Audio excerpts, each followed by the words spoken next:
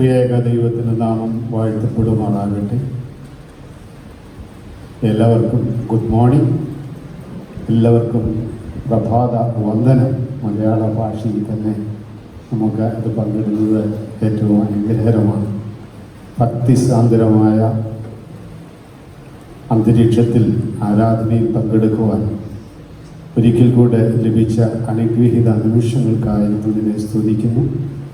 ചില നാളുകൾക്ക് ശേഷം സഹധർമ്മിണിയോടും കൊച്ചുമകനോടും കൂടെ ചേർന്ന് എന്ന് വരുവാനായിട്ടിടയായി.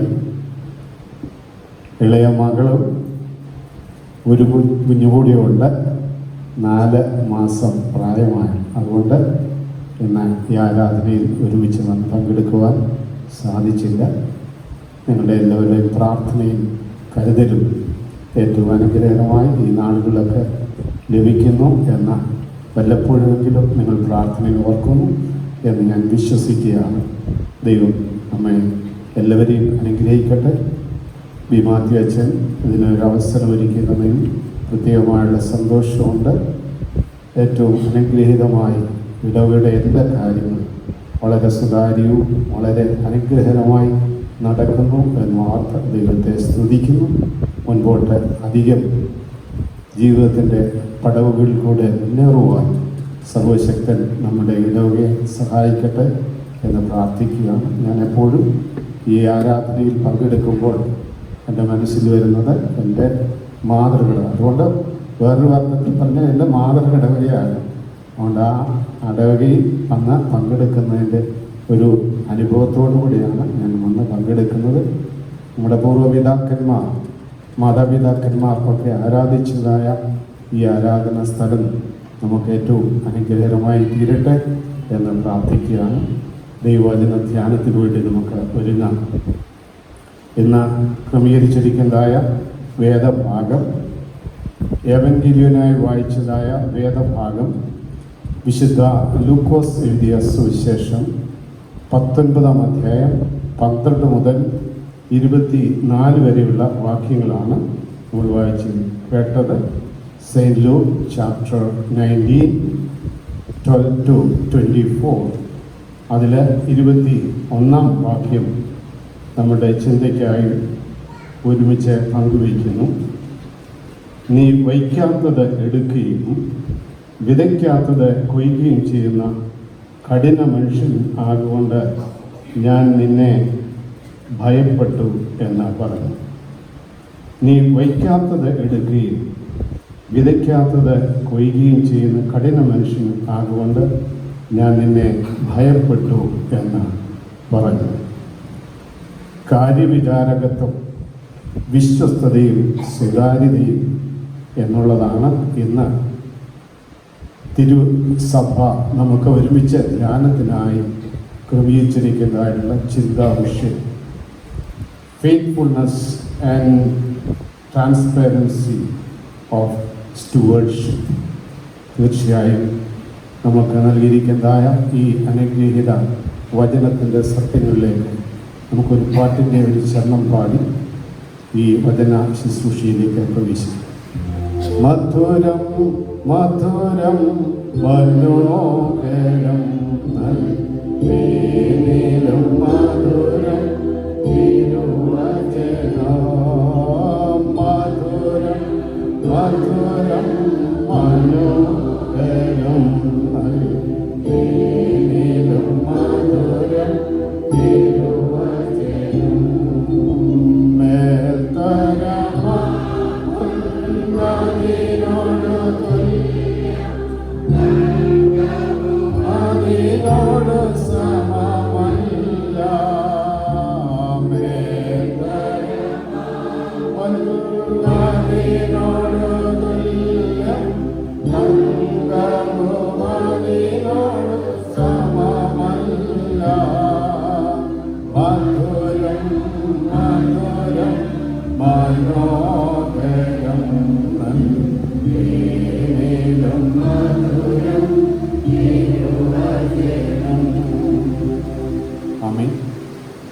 സുന്ദരമായ ഉപമകളിലൂടെ ഉദാത്തമായ ജീവിതത്തിൻ്റെ സത്യങ്ങളെ വിനിയോഗിക്കുവാൻ കർത്താവ് നൽകിയിട്ടുള്ളതായ മനോഹരമായ ഉപമകൾ തിരുവനത്തിൻ്റെ പല ഭാഗങ്ങളിൽ കണ്ടെത്തുവാൻ.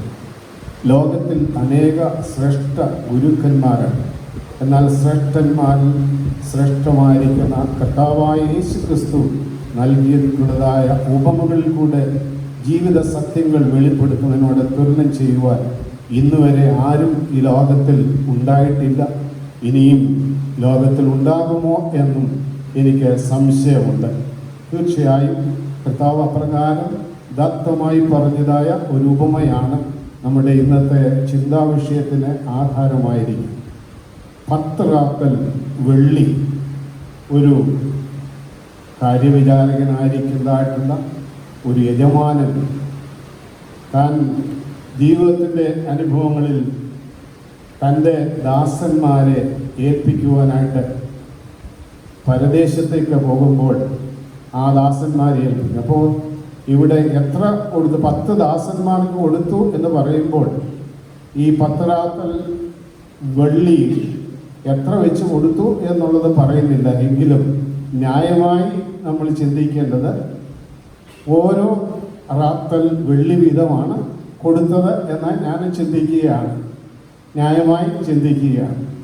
തീർച്ചയായും അത് കൊടുത്തതിന് ശേഷം മുൻപോട്ട് പോയതായ പരദേശത്ത് പോയി അദ്ദേഹം മടങ്ങി വന്നതായ സമയത്ത് എൻ്റെ ദാസന്മാർക്ക് കൊടുത്തതായിട്ടുള്ള ഈ വെള്ളി എങ്ങനെ വിനിയോഗിച്ചു എന്ന് ഓരോരുത്തരെ കുറിച്ച് അതിനെ വിചിന്തനം ചെയ്യുവാനുള്ള അവസരമുണ്ടായി. ആ അവസരത്തിൽ ഒരു റാത്തൽ കിട്ടിയതായ ആൾ എന്ന് ചിന്തിക്കുക. ഒന്നാമത്തവൻ വന്നിട്ട് ഞാൻ യജമാനെ ഒരു റാത്തൽ വെള്ളിയാണ് എനിക്ക് തന്നത്. ആ ഒരു റാത്തൽ 10 ഞാൻ റാത്തലായി വിനിയോഗിച്ചു, അത് കൈകാര്യം ചെയ്തു എന്നുള്ളതിന് ആ വലിയ അനുഭവം. അതിനൊരു വിളി കിട്ടി, നീ വിശ്വസ്ത ദാസനാണ്, നിന്നെ 10 ദേശത്തിന് അധിപനാക്കിയിരിക്കുക, ഞാൻ നിയമിച്ചിരിക്കുകയാണ്. രണ്ടാമത്തവൻ വന്നു. ആ രണ്ടാമത്തവൻ വന്നപ്പോൾ നീ എന്നെ ഏൽപ്പിച്ചതായ താലന്തിനനുസരിച്ച് എനിക്ക് 5 താലന്ത് കൂടെ തരാനായിട്ടുണ്ട്. 5 1 നിന്ന് 5ലേക്ക് ഞാൻ ആ റാത്തൽ വിനിയോഗിച്ചു എന്ന് പറഞ്ഞു. അവനോട് പറഞ്ഞു, നീയും അത്യല്പത്തിൽ വിശ്വസ്തനായതുകൊണ്ട് നിന്നെ അധികത്തിന് വിചാരകനാക്കുകയാണ്, നിന്നെ 5 പട്ടണത്തിന് അധിപനാക്കുക. മൂന്നാമത്തവൻ വന്നു. അവൻ പറഞ്ഞതായ വാക്ക് വളരെ, നീ കഠിനനായിട്ടുള്ള മനുഷ്യനാണ് എന്ന് ഞാൻ വിളിച്ചു. ഇതൊന്നും വിനിയോഗിക്കാത്തതായിട്ടുള്ള ഒരു അനുഭവമാണ് എന്ന് ഞാൻ ചിന്തിച്ചു. ആ വലിയ അനുഭവത്തിൽ ഞാനിതിനെയെല്ലാം ഒരു മറച്ചു വയ്ക്കുന്നതായിട്ടുള്ള അനുഭവത്തിൽ കൂടെ അവൻ ഉറുമാലിൽ കെട്ടിവെച്ചു എന്നാണ് അവൻ പറഞ്ഞത്. ഉറുമാലിൽ കെട്ടിവെച്ച് തനിക്ക് ലഭിച്ചതായിട്ടുള്ള ഈ ഒരു റാത്തൽ വെള്ളി എന്ന് പറയുന്നത് അത് വിനിയോഗിക്കുവാൻ പറ്റാത്തതായ ഒരു സാഹചര്യത്തിൽ അവൻ്റെ ജീവിതത്തിൻ്റെ മനസ്സും ചിന്തയും അവൻ യജമാനെ കുറിച്ചുള്ള ശരിയായിട്ടുള്ള ബോധവും ഇല്ലാത്തവനായി നമ്മളെ മുൻപിൽ വരച്ചു കാട്ടുകയാണ്. ഇത് നമ്മുടെ മുമ്പിൽ ഈ കാര്യം പറഞ്ഞതിന് ശേഷം കാര്യവിചാരകത്വത്തിൻ്റെ വഴികൾ എങ്ങനെയായിരിക്കണം എന്ന ഈ ഉപമയിൽ കൂടി കാര്യവിചാരകത്തിൻ്റെ വഴികൾ എങ്ങനെ ആയിരിക്കണം. ഒന്ന് നമ്മെ ഓർപ്പിക്കുന്നത്, കാര്യവിചാരകൻ പ്രയത്നശാലിയും ലാളിത്യമുള്ളവരും ആയിരിക്കണം. കാര്യവിചാരകൻ കഠിനശാലിയും അതോടൊപ്പം തന്നെ കഠിന പ്രയത്നത്തിൻ്റെ അനുഭവത്തിൽ കൂടെയുള്ളവനും ലാളിത്യമുള്ളവനും ആയിരിക്കണം. Hardship and simpleness. അതുകൊണ്ട് ജീവിതത്തിൻ്റെ അനുഭവം എല്ലായ്പ്പോഴും ഈ കഠിന പ്രയത്നം ഇല്ലാതെ ഒരു ജീവിതത്തിൻ്റെ വഴികളിലും ഈ ദൈവിക വഴികളിൽ കൂടെയും നമുക്ക് മുന്നേറുവാനായിട്ട് സാധിക്കുകയില്ല. ദൈവവേലയ്ക്ക് ആയി കഴിയുമ്പോൾ നമുക്ക് എങ്ങനെയെങ്കിലും സുഖകരമായ ഒരു വഴി ഒരുക്കപ്പെടും എന്ന് ചിന്തിക്കണമെങ്കിൽ സുഖകരമായ വഴികളല്ല, ഹാർഡ്ഷിപ്പ്, കഠിനമായിട്ടുള്ള ജീവിത വഴികളിൽ കൂടിയാണ് നാം കടന്നു പോകേണ്ടത്. ജീവിതത്തിൻ്റെ ഒത്തിരി കഠിനമായിട്ടുള്ള യാഥാർത്ഥ്യങ്ങളുമായി ഏറ്റുമുട്ടിയാണ് ഹല്ലേലൂയ ഈ വിശ്വാസ ജീവിതയാത്ര മുൻപോട്ട് കൊണ്ടുപോകേണ്ടത് എന്നുള്ളത് വളരെ വ്യക്തമായിട്ട് ഈ ഭാഗത്ത് ഓർമ്മിക്കുകയാണ്. ഈ ഒന്നാമത്തവൻ വന്നിട്ട് 10 ആക്കിയെന്ന് പറയുമ്പോൾ അതിൻ്റെ പിന്നിൽ ഒരു കഠിന പ്രയത്നം അവൻ്റെ പിന്നിലുണ്ട്. രണ്ടാമത്തവൻ വന്ന് 5 റാത്തൽ കൂടി വെള്ളി നേടി എന്ന് പറയുമ്പോൾ അവിടെ നമ്മെ ഓർമ്മിക്കുന്നത് അവൻ്റെ പിന്നിലും ഒരു കഠിന പ്രയത്നമുണ്ട്. അലസമാനസക്കുള്ളതല്ല ഈ വേലയിലുള്ള പങ്കാളിത്തം. കാര്യവിചാരകത്വം കഠിന പ്രയത്നത്തിൻ്റെ വഴികളാണ്, അവിടെ ലാളിത്യത്തിൻ്റെ വഴികളാണ് എന്ന് പറയുന്നു. അതുകൊണ്ട് ഈ വഴികളിലൂടെ സഞ്ചരിച്ചവരാണ് ജീവിതത്തിൽ ലഭിച്ചതിൻ്റെ വേറൊരു ഭാഗത്ത് പറയുന്നു 5 2 1 കിട്ടിയതായിട്ട് വ്യത്യസ്തമായത്. ലഭിച്ചതായ താലന്തിൻ്റെ വലിപ്പം അല്ല, ലഭിച്ചതായ താലന്തിൻ്റെ വിനിയോഗം പര്യാപ്തവും പക്വമായ രീതിയിൽ പക്വതയുടെ മനോഭാവത്തോടുകൂടെ ക്രമീകരിക്കുമ്പോൾ ആമേൻ നമുക്ക് എല്ലാവർക്കും അത് അനുഗ്രഹത്തിൻ്റെ മുഖാന്തരമായി തീരുകയാണ്. തീർച്ചയായും അപ്രധാനമുള്ള ഒരു ജീവിത അനുഭവങ്ങൾ നമ്മുടെ ജീവിതത്തിൽ കാര്യവിചാരകത്തിൽ കഠിന പ്രയത്നം തന്നെയാണ്. രണ്ടാമത് അതിനോടുകൂടെ ചേർന്ന് പറഞ്ഞാണ് ലാളിത്യം എന്ന് പറയുന്നത്. പ്രയത്നങ്ങളുടെ ഒപ്പം തന്നെ ലാളിത്യമില്ലാതെ കാര്യവിചാരകത്വം മുൻപോട്ട് പോകാൻ സാധ്യമല്ല. ഇതിന് ഒരു ചെറിയ ഉദാഹരണം, 266 മാർപ്പാപ്പയെ തിരഞ്ഞെടുക്കുകയാണ്. അപ്പോൾ അദ്ദേഹത്തിന് കർദിനാൾ പദവിയിൽ നിന്നാണ് അപ്രകാരം ലഭിക്കുന്നതെന്ന് നമുക്കറിയാവുന്നത്.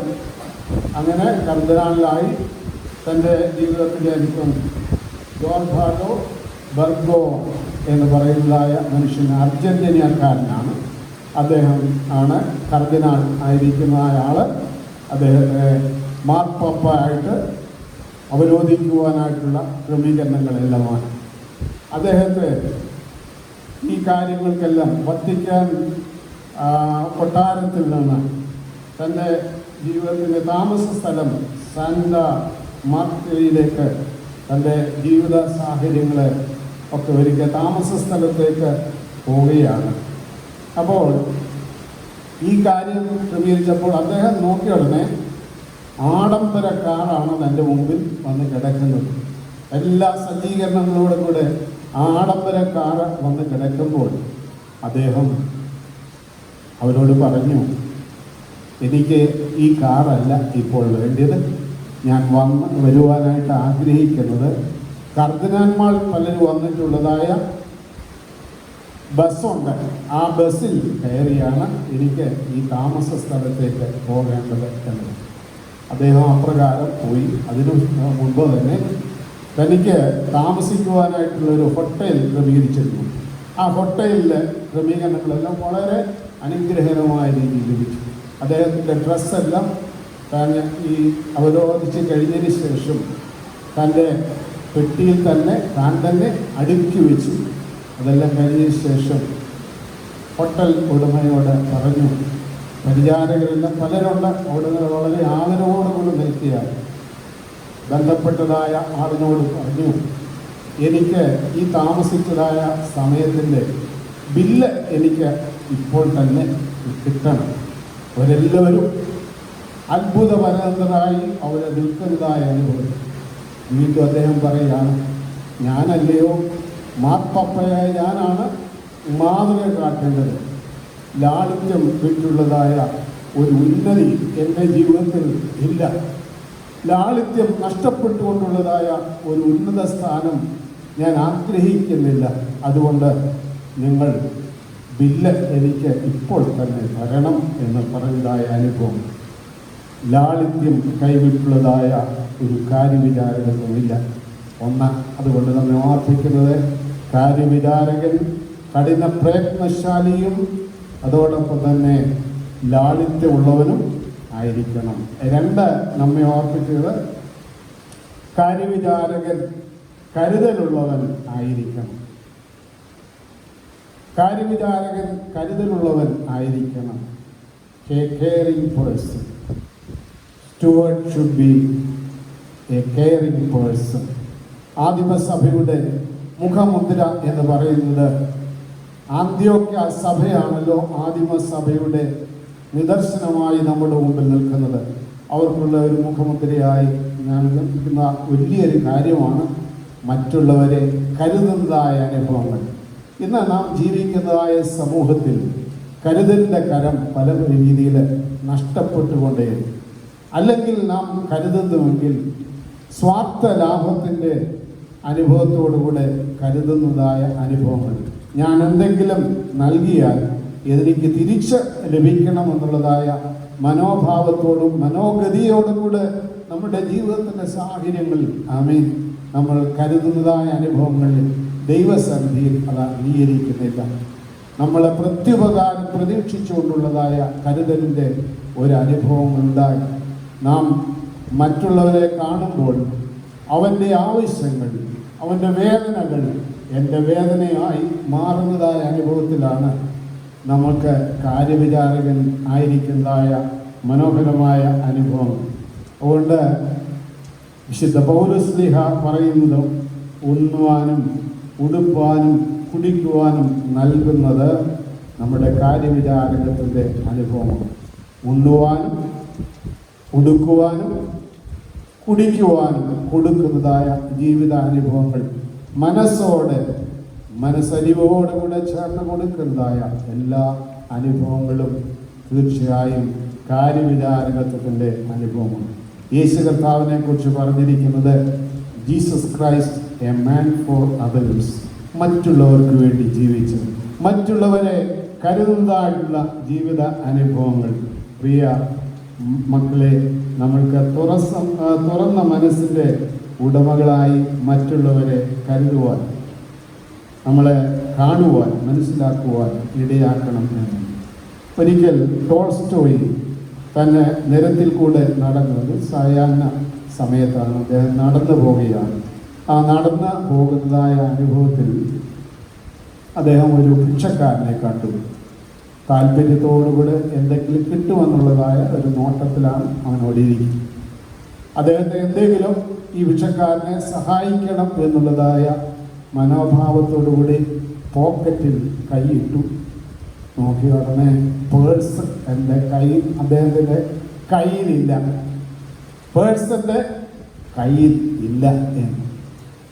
അപ്പോൾ അദ്ദേഹം കുനിഞ്ഞ് താഴെ ഇരിക്കുന്നതായിട്ടുള്ള ആ ഭിക്ഷക്കാരനെ അദ്ദേഹത്തെ തോളിൽ ചേർത്ത് പിടിച്ചുകൊണ്ട് അദ്ദേഹം പറഞ്ഞു, സഹോദര, പേഴ്സ് എടുക്കാൻ ഞാൻ മറന്നുപോയി, സോറി, എന്നോട് ക്ഷമിക്കുക എന്ന് താല്പര്യത്തോടുകൂടെ ആ വന്നപ്പോൾ അദ്ദേഹം പറഞ്ഞു, എനിക്കതിന് യാതൊരു വിധമായ പ്രയാസവുമില്ല.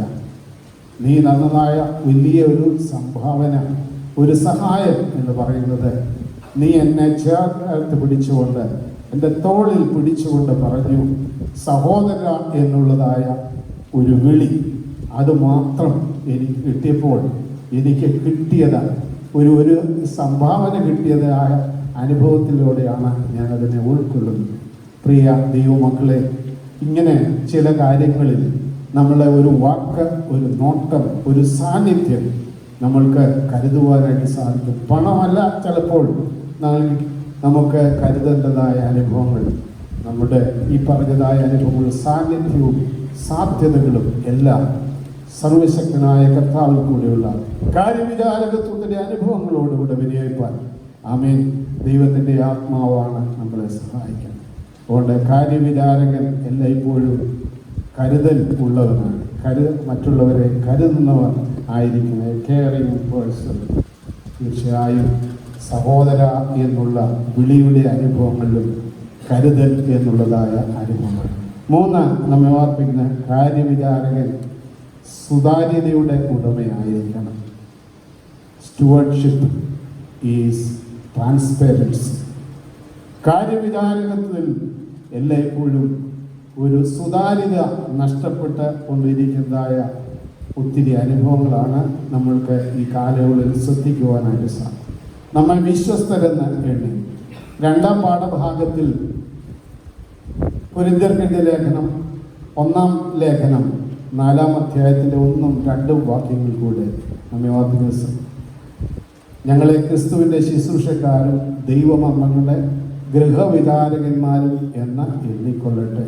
ഗൃഹവിചാരകന്മാരിൽ അന്വേഷിക്കുന്നതോ അവർ വിശ്വസ്തർ ആയിരിക്കും. ഗൃഹവിചാരകന്മാരിൽ അന്വേഷിക്കുന്നതോ അവർ വിശ്വസ്തർ ആയിരിക്കണം എന്നുള്ളതാണ്. തീർച്ചയായും കാര്യവിചാരകത്വത്തിൽ ഒരു ശിഷ്യത്വത്തിൻ്റെ ഭാവമുണ്ട്, ഒരു സുതാര്യതയുടെ അനുഭവമാണ്. ഈ ശിഷ്യത്വം സ്വീകരിച്ചു കഴിഞ്ഞാൽ സുതാര്യത കൈവിട്ടുകൊണ്ട് നമുക്കൊരു ജീവിതത്തിൻ്റെ ശുശ്രൂഷയും കാര്യവിചാരകത്വം ഇല്ല എന്നുള്ളത് ഹല്ലേലൂയ വളരെ വ്യക്തമായിട്ട് ദൈവത്തിൻ്റെ ആത്മാവ് നമ്മെ ഓർമ്മിക്കും. അനുദിന ജീവിതത്തിൽ ഈ ശിഷ്യത്വത്തിൻ്റെ സുതാര്യത വെളിപ്പെടുത്തുവാൻ ഒത്തിരി അവസരങ്ങളൊക്കെ നമുക്ക് ലഭിച്ചിട്ടുണ്ട്. ജീവിത സാഹചര്യങ്ങളിൽ സുതാര്യതയെ നഷ്ടപ്പെടും. ചില കാര്യങ്ങളൊക്കെ നമുക്ക് മുൻപിൽ വരുന്നു. നമ്മൾക്ക് ചില പണമൊക്കെ റീഇംബേഴ്സ് ചെയ്യുന്നതായിട്ടുള്ള സാഹചര്യങ്ങളൊക്കെ ഉണ്ട്. ഇപ്പം ഗവൺമെൻറ് തലത്തിലായിരിക്കും അത് കിട്ടുന്നത്. എനിക്ക് ട്രീറ്റ്മെൻറ്റിന് ഒന്നും ചിലവാകിയിട്ടില്ല.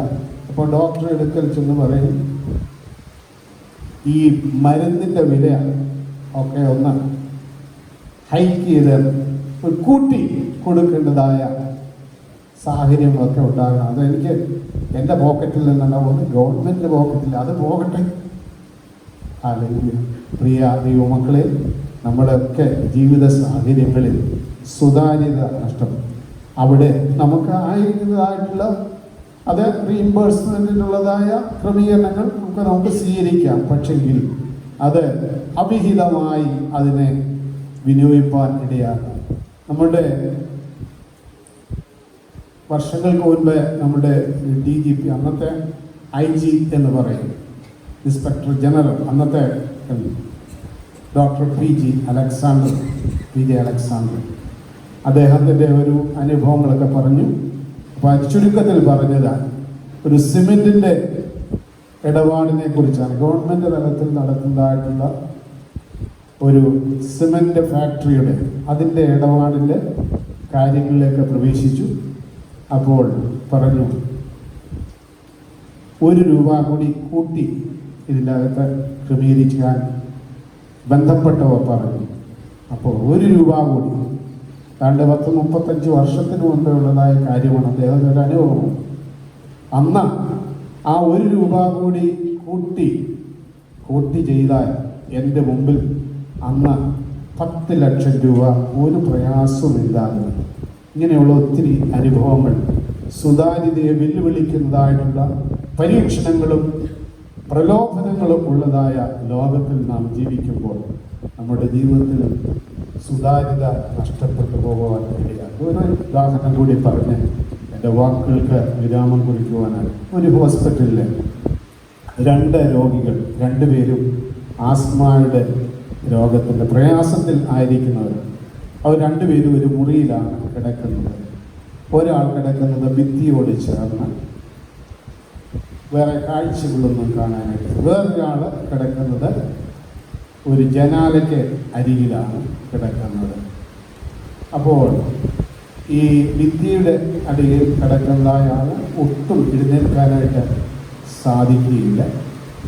അപ്പോൾ മറ്റേയാൾ ഭിത്തിയുടെ അരികിൽ കിടക്കുന്ന ആൾക്കാണ് ഒന്ന് പിടിച്ചൊക്കെ എഴുന്നേറ്റ് നടന്നു. അപ്പോൾ ഇടയ്ക്കിടയ്ക്ക് ഈ ജനാലയുടെ അരികിൽ കിടക്കുന്നതായിട്ടുള്ള ആസ്മ രോഗി അദ്ദേഹം പറയും, ഇന്ന കാഴ്ചകളാണ് ഞാൻ കാണുന്നത്, നിനക്കത് മനസ്സിലൊന്നും കണ്ടിരി എന്ന് ചോദിക്കും.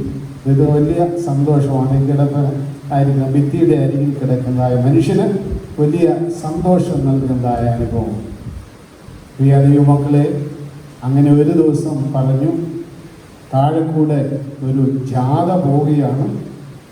അവിടെ ഡ്രം സെറ്റൊക്കെ ഉണ്ട്. അവരെല്ലാം പോകുന്നതൊന്നെങ്കിൽ മനസ്സിൽ കൂടെ ഒന്ന് കണ്ട് കഴിഞ്ഞ കാലങ്ങളിലൊക്കെ നടക്കാവുന്നതായ സമയത്ത് ആ സാഹചര്യങ്ങളെക്കുറിച്ചൊക്കെ ഒന്ന് മനസ്സിൽ കൂടെ ഒന്ന് കടത്തിവിട്ടെ എന്ന് പറഞ്ഞ് അദ്ദേഹത്തിന് വലിയ സന്തോഷം. ഡ്രം സെറ്റ് ഒക്കെ അടിച്ചുകൊണ്ട് പോകുന്നതായ കാഴ്ചയൊക്കെ ഒന്നൊന്ന് ശ്രദ്ധിച്ച് എന്ന് പറഞ്ഞു. അത് കഴിഞ്ഞു അന്ന് രാത്രിയിൽ ഈ ജനാലക്കരിയിൽ കിടക്കുന്നതായിട്ടുള്ള അദ്ദേഹം